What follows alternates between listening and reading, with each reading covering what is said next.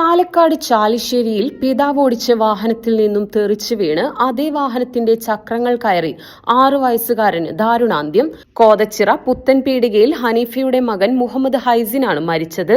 വെള്ളിയാഴ്ച രാവിലെ 9:45 ചാലിശ്ശേരി ആലിക്കരയിൽ അപകടമുണ്ടായത്.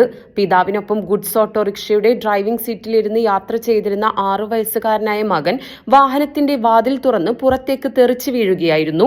റോഡിൽ വീണ കുട്ടിയുടെ ശരീരത്തിലൂടെ അതേ വാഹനത്തിന്റെ ചക്രങ്ങൾ കയറിയിറങ്ങി. ഉടൻ തന്നെ പെരുമ്പിലാവിലെ സ്വകാര്യ ആശുപത്രിയിൽ എത്തിച്ചുവെങ്കിലും കുട്ടിയുടെ മരണം സംഭവിച്ചിരുന്നു.